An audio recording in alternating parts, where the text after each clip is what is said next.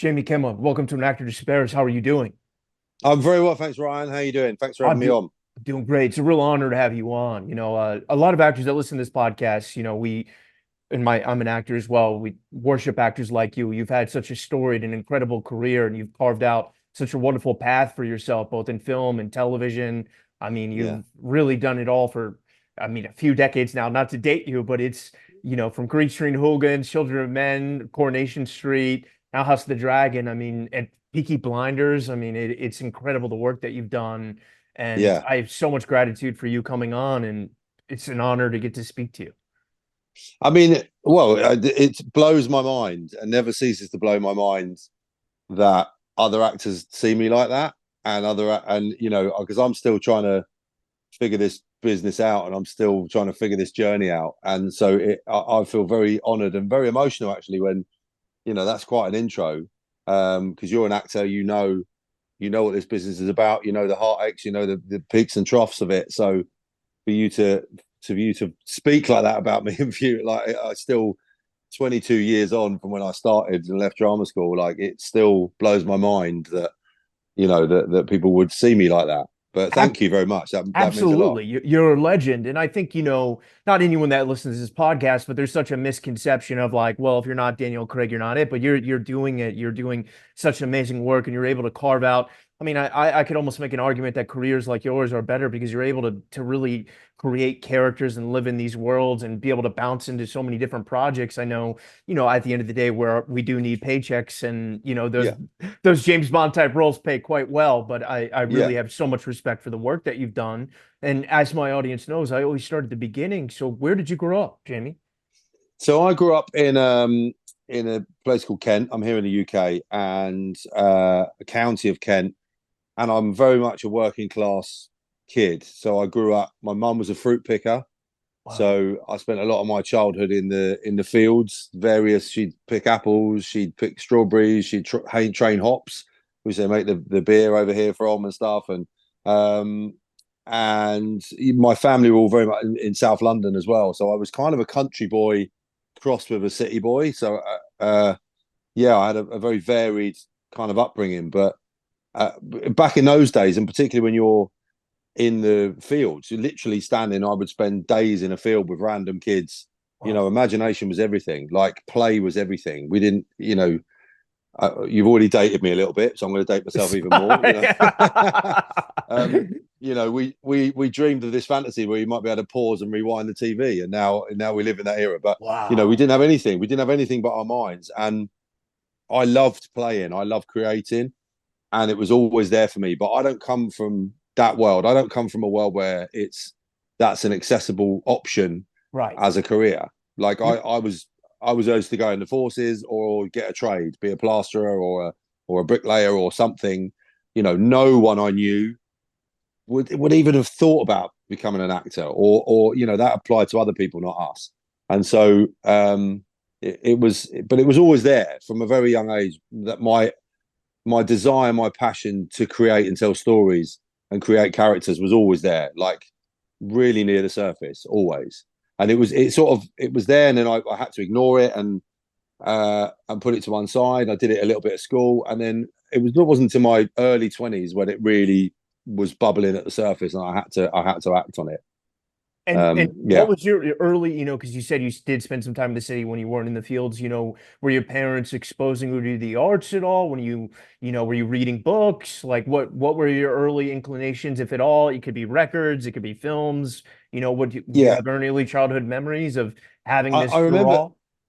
I've always had a transportative imagination. I remember that. So if I read books, I'm a slow reader, always have been, because I immerse myself. Mm. And as a kid, again, I come from a generation where you'd almost get punished for that.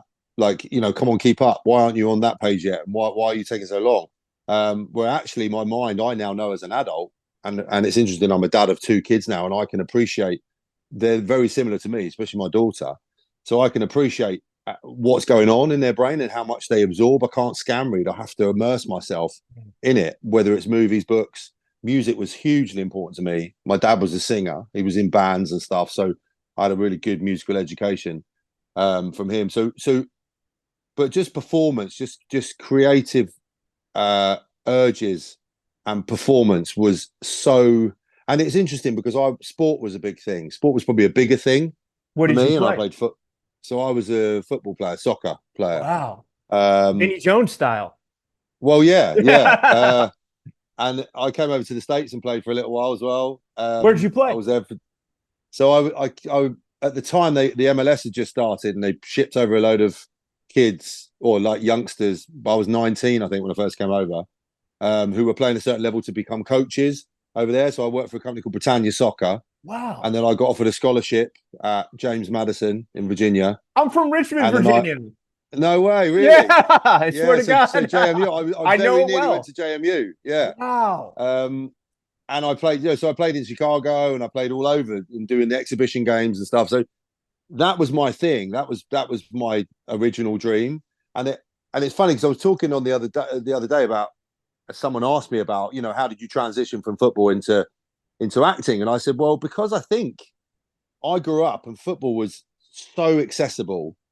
Everyone played it. Everywhere you went, every street, every car park, whatever, there's a goal, painted on the wall. Like you couldn't move anywhere. And football was a universal language where I grew up. Drama, acting, and performance was not. Like you would get, you had to keep your head below the parapet with things like that. You can't be going around where I grew up saying I'm going to be an actor, or I want to be in plays, or I want to sing, or I want to dance, or that wasn't. You'd have to be pretty brave to be saying that sort of thing. So it wasn't an option for me. And in answer to your question, no, I wasn't. I was exposed. I saw my dad perform. I guess that was a part of my childhood, but we didn't go to the theatre. So I had TV and I had books and I had, like I said, imagination. Wow. And what was the real catalyst? It could have been, was it here in America? What was the moment where it really started to kind of reaffirm the idea of that, okay, maybe this soccer and the other vocations you spoke about, particularly in like working class bricklaying, that you started to dream a bit and maybe really find the interest in, I don't know if at Yeah. first it was acting, like tell me how the pathway emerged for you? So well, it's a really good question. And when I was out in America, I had a scholarship to JMU, as I just said, and I sat my SATs, and they put us out in Chicago to wait for the term to start. And I had about 3 or 4 weeks out in Chicago playing for a team called the Stingers, and I just hated it. I was so miserable. The standard was different. The game was very different. I'm a very physical player, and it wasn't physical enough. And I was homesick, and so I came home, and I didn't end up doing the scholarship, and that kind of started me on the journey of like, what am I going to do? So I went to university here, and I did a sports science degree, and I just went back to my sort of old life playing football and things. But whilst I was at university, I started to become involved in like presenting. Like I was heavily involved in the sports program, so I was football captain, so which meant that I had to get up and host events and things and host evenings, and I found this kind of comfort in being on stage. I found, and people would be very positive and comment. And so when I left university, I was still in this rut. I still didn't know what I wanted to do, and I ended up doing a job to try and earn money, to try and kind of make my way. And I just got stuck in a rut. And I made a New Year's resolution one year, and I was like, this urge to perform, this urge to act was just I couldn't ignore it anymore. It was just there. And so I went and did an evening class. Uh, Not really to think of doing it for a living, but just for something, just to try something, because I was so miserable. Anyway, so I did this evening class. It was like 8 weeks, I think, 2 hours on a Tuesday night. There's a lovely story in here if you've got time for me to tell it. I Please. haven't told it yet. So yeah, so the story. So anyway, I started doing this evening class, and because I was just searching. I was at a dead end, and I was only kind of 24, I think, maybe 25. But I'd had such a long journey of trying different things. I've been to America and all that sort of stuff. So I tried this acting class, and predictably, I loved it. I absolutely loved it. And not only did I love it, I just found that I became really absorbed in something for the first time ever in my life. I just felt something was different, and I was passionate about something. for the first time ever, that wasn't football. There wasn't sport at all. Anyway, so this course went on for 8 weeks. The week, but like the penultimate week, I went up to the Carlos. I wish I could remember his surname. And because I was starting to think, I wonder what's next. This course is coming to an end. How do I pursue this? What do I do? I think I'm quite good at it. So I went up to him and I asked him. He'd been an actor for like 10, 15 years, I think, was still sort of jobbing, much like ourselves. So I went up to him and I said, look, Carlos, I've really loved it and I want to take it a step further. What's the next step? What do I do? And he totally, for want of a better phrase, pissed on my chips. Like he totally, he just went, listen, don't do it. You'll be wasting your time. You'll never work. It'll break your heart, blah, blah, blah. Just completely took the wind out of my sails. Wow. And left me in this sort of crumpled heap I remember going home that night going, okay. Anyway, what happened was really interesting. As the week went on, I started to go, do you know what? Like, screw that guy. What does he know? He was an actor, but and I started to get this sort of resilience and I started to get this sort of fight back. And I was like, well, hold on. So anyway, the following week was like the last week, I think. And I went up to him. I got there early and I pulled into one side and said, look, Carlos, I really respect your opinion and I really appreciate it. But with all due respect, I don't care what you say. You're my only point of reference. I don't know where to go next. So I'd just like some advice because I want to do this. And he literally put his arms around me and he went, thank God. He said, because I've been waiting all week, hoping you would come back. He said, I'll always do that to anyone who asks me, who wants to be an actor, because if you don't come back, I've done you a favor because you're not cut out for it. He said, but I've been praying that you come back. He said, I've set you up an audition at drama school. He said, you've got an audition next Friday. I'm going to help you. You've got to do a Shakespeare speech. And then all of a sudden, this working class kid who used to play in the fields is learning the Bottom's Awakening speech from Midsummer Night's Dream and a contemporary speech. And he coached me through the whole thing. And I got a scholarship. I got my place at drama school and I got offered a full scholarship. Wow. And it was incredible. What drama school? Yeah. So I went to a drama school, Richmond. Oh, okay. Which was not Virginia. No, in London? In London, yeah. Yeah, I got sober in Richmond, London. Oh, really? Oh, okay. Yeah, long story. Yeah. I did the opposite at drama school. I got the opposite of sober. Yeah, so I haven't really told that story, funnily enough. So it's interesting. It's really nice to recount that and relive that. I owe a lot to Carlos and his risky strategy. A week turnaround you had between. Yeah.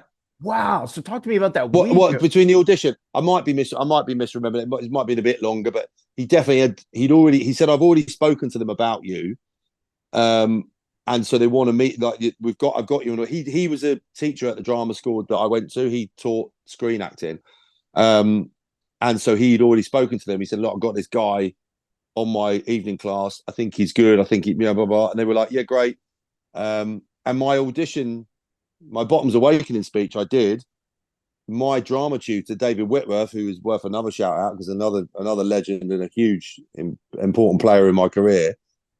He said when he saw me do that speech, he decided that the end of the year show would be Midsummer Night's Dream. He went, because I've found my bottom, for want of a better phrase.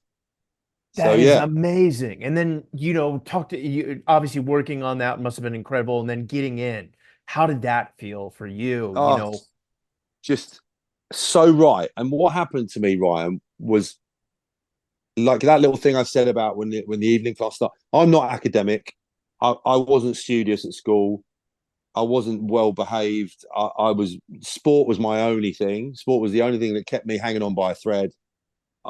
School was a struggle for me from start to finish. Homework, all those sorts of things I really found difficult. When I went to drama school, I found myself, we used to have they advised we had a folder and they marked our folder at the end of the year. My folder was so organized. It was like it wasn't me. I was so into it. I was reading plays that I was doing extra reading, plays I didn't have to read. I was studying things. I was going to libraries and getting books out. I was constantly switched onto it because basically I'd found this thing, this fire, and that had a bit of a pilot light or a bit of an ember, but suddenly it was fully alight. And I remember leaving this job that I did selling medical insurance. On the Friday was my last day, and on the Monday I was at drama school my first day, and by lunchtime I was walking around pretending to be a giraffe, and I was Wow. going, and I remember thinking, this is what I should be doing. This makes perfect sense. And I'm back, like it's been, touch wood, it's been a hell of a journey. A calling to a power and being greater higher than yourself. Talk to me about the training there, because obviously coming from football and, Shakespeare and iambic pentameter, and I'm sure you did some classics and contemporary. Yeah, Was it, were you thrown to the wolves, or did you just feel so very ready for it because you were so empowered by finally finding this thing that you love? I think it's another really good question. I think all of the above, but the throw into the wolves was was a positive. It was exciting. So within 3 weeks, so they believe very much at Richmond. It's such a good drama school. It was so good, and they used to get a lot of kids that couldn't afford to go to RADA or Mm. Central or That and makes me so stuff. So happy to hear because it can be very yeah, aristocratic, kind of rigged massively against. so Yeah, elitist, really yeah. elitist, Like all the and I elite there's kids. yeah, there's Yeah. no way I could have afforded to go to RADA. I mean, even if I'd got in, there's no way. And Richmond were really excited to have me. They like I paid no fees because I was like, I can't afford this, and they were like, we're going to give you a scholarship. They were allowed 2, 3 scholarships a year, I think. Um, and they very much believed in performance. They very much believed in public performance. And the other thing that they did was bring in ex students, and that was so Tom Hardy went there, right? Wow. Uh, he was like 2 or 3 years before me, and he used to hang out in the green room all the time, and he was in every day with his dog, and so we were exposed to him, but we were also exposed to normal jobbing actors who you'd never heard of, who were just doing like some theatre and education projects or some corporate work, and they would come in and they would tell us how to survive.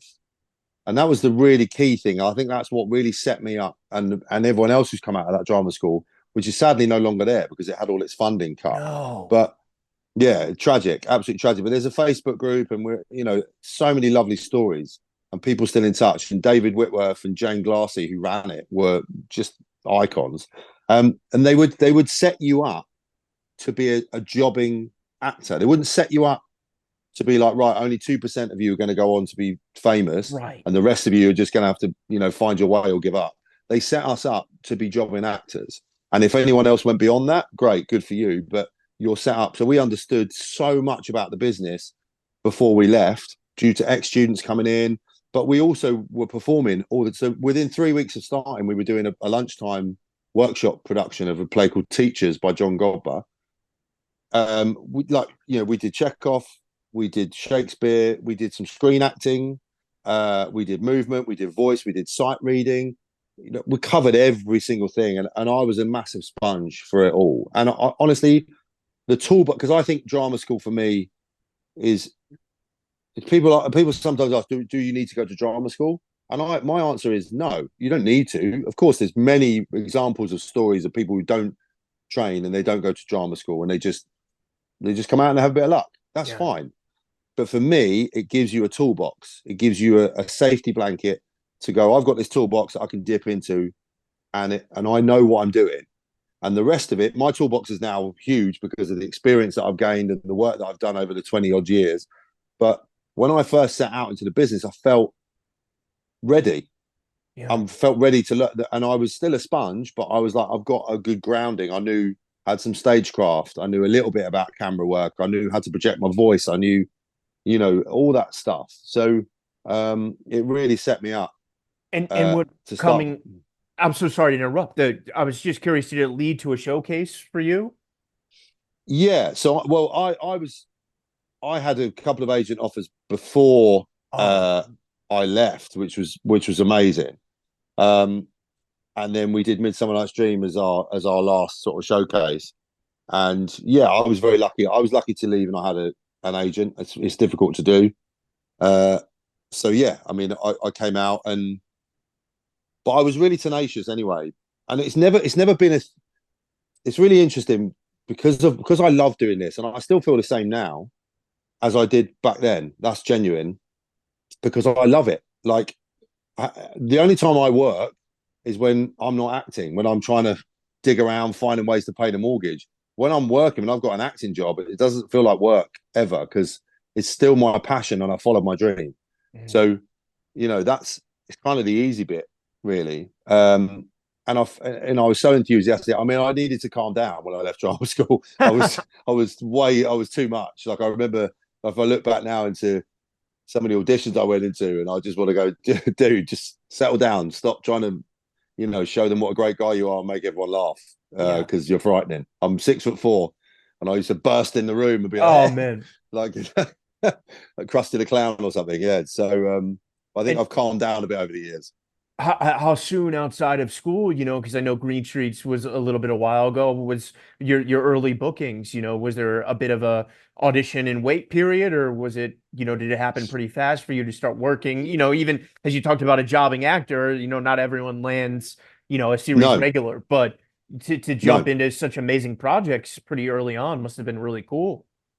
it was amazing. But I paid my dues. I earned my spurs. I did a few like fringe or off Broadway productions, and over here we don't get paid for those. They're like, they cost you money to do, really, Wow. by the time you've travelled and all that. But I worked at a theatre called the Union, did a few plays. I did a musical, which was a very interesting experience. I've never done a musical. I can Did your sing, dad but come? yeah, yeah, Oh yeah, yeah, man, yeah, that must have been yeah. cool. I Full mean, circle. yeah, exactly. And my mum's like a massive, massive supporter of mine. She's loved the journey ever since, and she'll come to everything I do. So she was fully behind it. But so I started doing plays, and then interestingly, Green Street was. We used to have a thing called PCR over here, which I don't. If you have an equivalent over in the States, but it's like it's a publication basically you subscribe to. Okay. It would be an online thing now or an app, but in those days you had to order it. It was £20 a month or £19 a month, and it was like an A4 document that was red. It was red paper with black ink, so allegedly you couldn't photocopy it because they didn't want anyone to. But we all chipped in. Me and my friends at drama school chipped in, and we paid like £2 each or whatever. And you could photocopy it if you put the resolution up high enough. Um, and basically, it was jobs. It was like you'd have to write off and send off actual handwritten The letters physical with your days. yeah with Yeah. your photo and your biog and what have you. And so I applied for a short film whilst I was still at drama school, finishing up, called It's the Casual. Because that was the other thing. I hit the ground running. I started applying for jobs 2 months before I left Wow. to try and, like, I was so hungry. Um, and I got this film called It's the Casual Life, which was about football violence. And it just so happens that Lexi Alexander, who was the director of Green Street, was involved in that short film. I didn't know that the Green Street was going to be made. She was on set. Green Street was written by a writer called Dougie Brimson, who also wrote It's a Casual Life.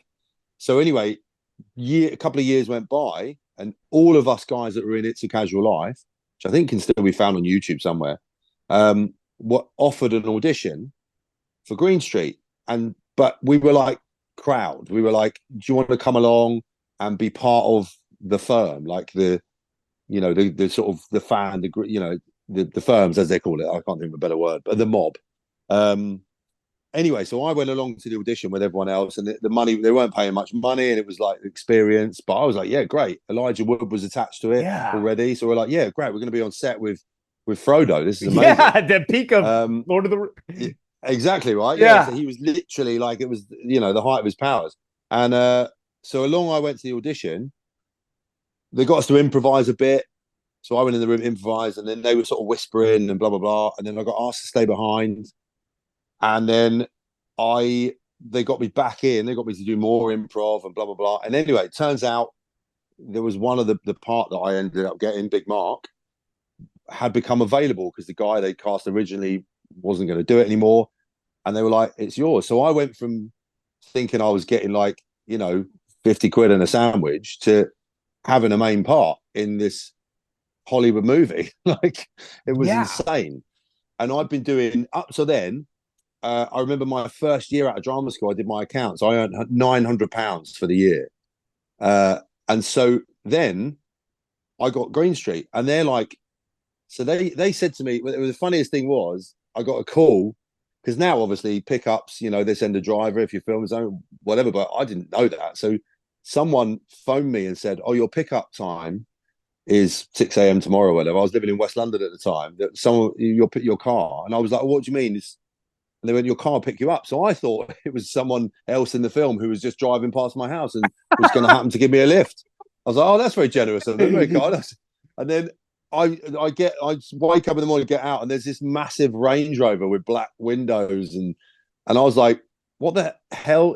And off it went. I got in it, and it took me to set, and I got there. My name was on the trailer, and I was like, wow, this is different level. And it was so much fun, that film. Like it was pinch me, and Elijah was just the nicest guy, like the warmest, friendliest guy, superstar at the time. Like it was, Yeah. Lord of the Rings was huge, and he was so lovely. And yeah, that was a massive learning curve for me. And And it's funny because if I did that film again, I'd make different choices and I'd do things differently. But I'm very proud of that being part of my journey for sure. you're amazing in that film. And that's one of those films that's immortal. People still talk about that film all the time, I Yeah, mean, it's a cult, particularly right? here in Yeah, America, I mean, it's so awesome. And yeah, talk to me then about, having that come out. Did that open some more doors for you? Because obviously I know you were in Children of Men, which is another iconic, did that really kind of get some heat on you in the London scene? Did you start getting yeah. some meetings and? I mean, it was unbelievable what then happened, and I think this is really important to talk about for your listeners. I hope I am giving some You nuggets are. You're amazing. Are of you kidding? You've advice and been information. so Because amazing. I don't. I like it's a tough journey, this, but it really is worth sticking to. Um, so what happened to me then? Green Street came because obviously you make a movie, it takes a year or so before it comes out, so no one knows you've done it. And then boom, it came out, and it was Leicester Square premieres, and it was huge. And I was early 20s, like mid early 20s. Um, so my career, I suddenly was in every room. I was in every casting room. People, who is this guy? Because although I'd always look older than I am, I've looked about 48 since I was 10.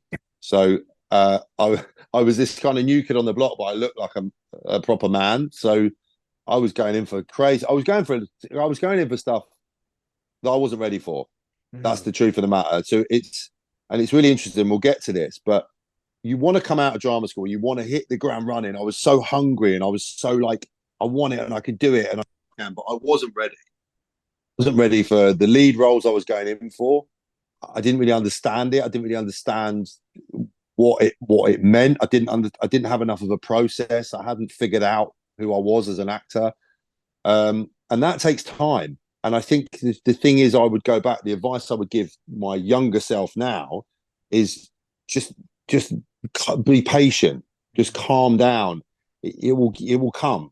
Just keep working. Keep doing your thing. It will come when it's ready. And now I look back, I go, thank goodness I didn't get some of the stuff I've now got when I was younger, because I think I would have wasted the opportunity. I would have not done it justice, whatever.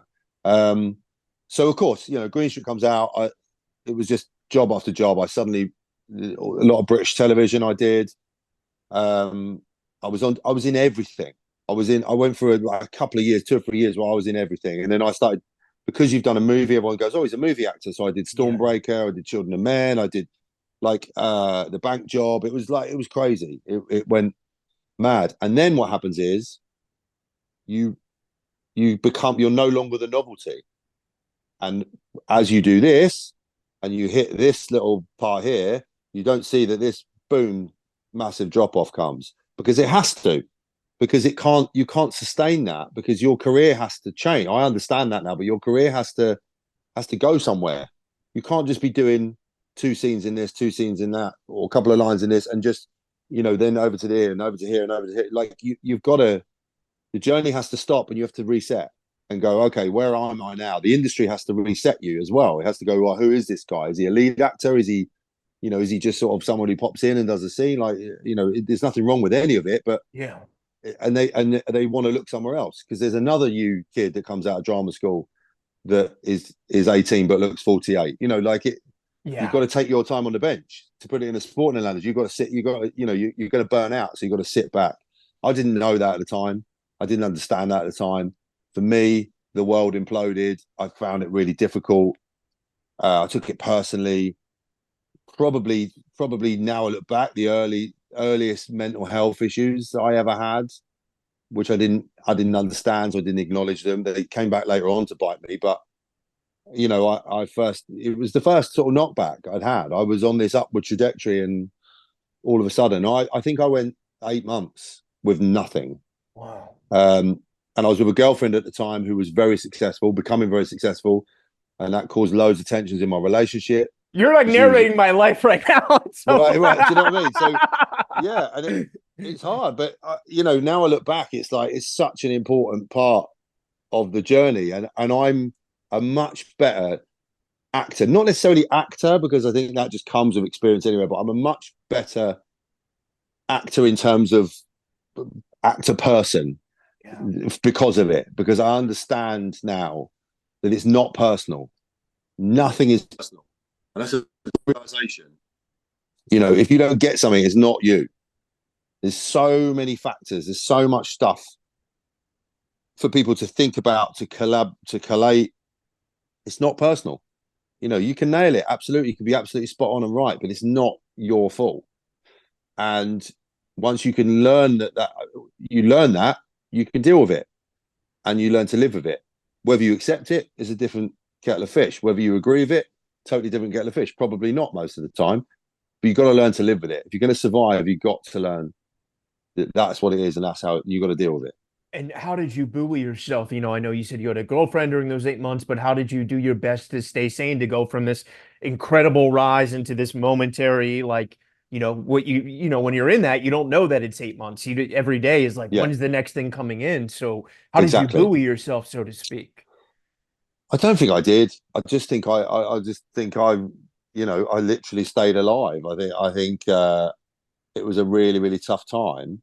And there wasn't like an epiphany then. It took a long, long time. It probably took me having kids, and probably my second kid, because then that changed my perspective, and it changed why I'm doing things. So when I get a job now, I breathe a little sigh of relief. I'm chuffed to get a job, and I'm chuffed that they've chosen me, and I still get that buzz when the phone rings and they're like, they want you to play it.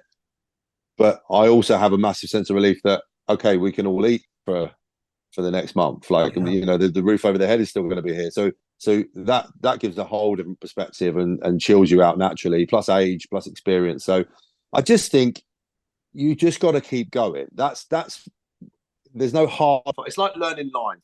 People always say to you, God, how do you learn all those lines?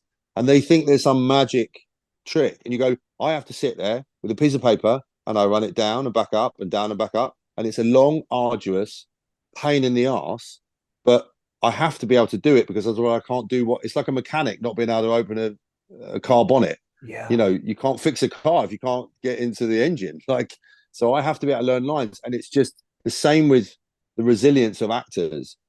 If you want it enough, if you're passionate about it enough, you just got to keep going. Yeah. And you just got to do what Carlos did to me. You got to spend that week sulking, and you sulk for a day, and then the next day you go, and then the third day you're like, screw that guy. And then the fourth day, you're like, right, where is he? Right, where's the next one? And that's all it is. You just got to pick yourself up, and you keep going, you keep going. And for every 100 jobs you go for, you'll get one. And getting that one is just the best feeling ever. Yeah. And I mean, talk to me. You did 62 episodes of Coronation Street. What did it feel like to jump into something that steady? I mean, that's near impossible to get in today's landscape. Yeah, right. It was great. I had such a good time on Corrie, and it's a massive part of my journey. And it's an institution over here. It's the world's longest running soap, right? Isn't it? Yeah. And soaps get a lot of criticism. Soaps get a lot of stick, and there's a stigma sometimes around it. But there's some superb actors that go through soaps and come out of soaps and go into soaps, and you know, the writing's great, and there's so much to be learned. And it also teaches you how much can be done in very little time, and it shows you how much pontification there is on big movie sets or big budget stuff. Yeah, you know, you spend a day on a scene. House of the Dragon, we spend a day on a scene, which is a luxury, and it's brilliant. And if the guys at HBO are watching, I love it. Please don't change that. But like Coronation Street, you'd be doing like, you know, sometimes 18, 19 scenes a day. Wow. And you're jumping from one episode to another, then back to another episode. And in this episode where this one hasn't happened yet, and you're like, you know, but it shows you what you can do. And I've made some great lifelong friends up there, and I had a brilliant time. Yeah, so I'm very grateful. I'm grateful for every single. I get asked what's my favorite job, or like I'm so grateful for everything I've done. Everything has been part of the patchwork, You're and it's still working with going. Stephen Knight and Cillian Murphy. I mean, how is that? I mean, Yeah, that is, I mean, that as British as it gets, right there, in the best sense yeah. of that. I mean, what was that experience like? Cillian Murphy is. I would. I mean, I'm going to put my neck out here, and I'm going to probably offend so many people. I've been very lucky to work with some amazing people, but I think he's the best. I agree. Like I he's think he's the Daniel best. Day Lewis talented. Yeah. He. I'm telling you now. I've stood face to face with that guy, and I've seen transformation like I've never seen it. And he's one of those actors. And I wish if someone say this about me, I'd retire because I don't think I am. I think I'm a generous actor, but he's got something where you don't know what's happened. It's like he recognizes you.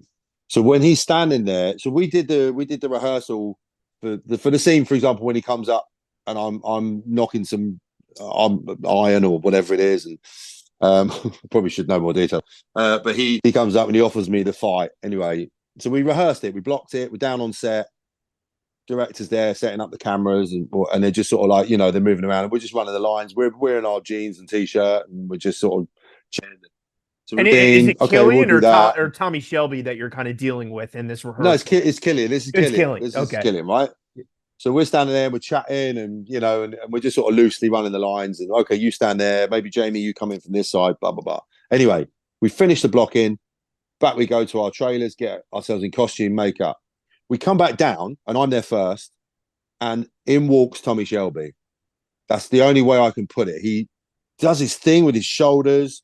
He's not very tall. I mean, I'm 6'4", so he's nowhere near as tall as me. But he felt huge. He just had this presence that suddenly he could put upon him. And when we did the scene, the only way I could describe the scene was like some sort of German trick. I was delivering lines to him. I wasn't making any choices. He was so good and gave me so much. I just had no choice but to deliver the lines back. It was incredible. It was Wow. incredible. Yeah, he was just. And like I said, I've got I'm very proud to say I've got a hell of a hit list of people that I've worked with over the years. But Yeah. he is like right up there, if not at the very top. I love to hear that, and thank you for sharing that story. And talk to me And a now. lovely man as well. Oh, I've heard nothing but great things from actors that have worked with them on the podcast. And talk to me now. We're in a very interesting and strange time for not just actors, but the creative industry as a whole, as these Yeah. streamers have become more of a tech business and less of an entertainment business. It's a very different ecosystem and not really for the best. And as these globalized landscapes have, there's no longer shows that really can exist in a certain way and then get syndicated. And, you know, how has it been for you dealing with this time post-COVID and auditions with everything being self-tape now? And you mentioned you have a play coming up, and, as we actors try to be in the physical world but still book jobs, I know I'm throwing a lot here your way, but talk to me about what's going on in your career now and what you'd like to do. Yeah, it's a really interesting point. And I find it terrifying that it's very sad. I find that the landscape, and I don't want to use that term, and I worry about, and I was totally in support of all the strikes um, and any power that as creatives could possibly gain. The whole it's just tragic to think that we're Yeah. trying to take away, this art form in any way, shape, or form. I think technology in its place is brilliant. I think in our cars, I think in our lives, in our security, fantastic. We don't need it anywhere near as much in the creative arts. And the beauty of creative arts is the life that we bring. And actors are such fantastic, resilient, like energetic people who play. We like to play. We like to create.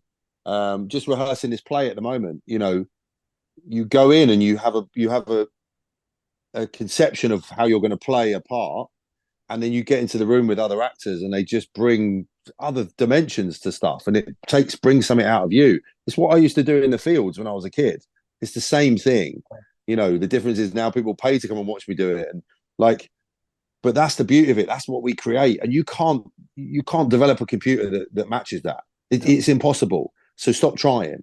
So please stop trying and let us do what we do, because the opportunities are few and far between enough, without having, you know, half of them taken away by people who just want to make money and cut corners. Yeah. Because it won't be as good. I'm telling you, we will regret it. You'll look back and go, oh, much like we do now. You know, like we still look back now and go, oh, do you remember that? And House of the Dragon, I think, is a great example of, it's episodic, so you have to wait a week to watch it, and I love that. I Yeah, love it that keeps the because it experience gives you that. alive.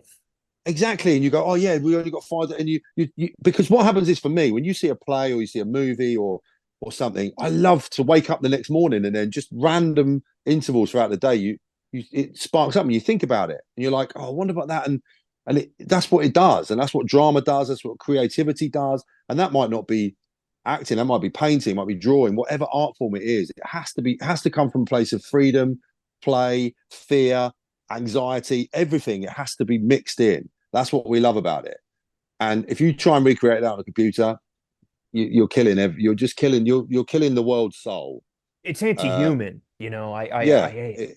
yeah. It's exactly that. And so, you know, I fully stand by everyone who wants to put a blockade in the way of that and stop it happening, because I think it's tragic. It's tragic and unnecessary. And I think it's only the people behind it are the people that don't understand. Well, I fully agree. And you mentioned, you know, you're doing a play, and speaking of like humanity and really being truly in something that a computer can't do, how is it feeling to dig back into, you know, getting back up on stage soon? You know, must Yeah, be really exciting. I love it. It's terrifying, and that's what I love about it. But that's my background. That's where I train. That's how I train. I set out loving theatre.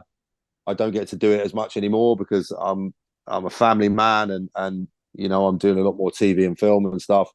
Um, so yeah, it's lovely to get back in, because it's so raw.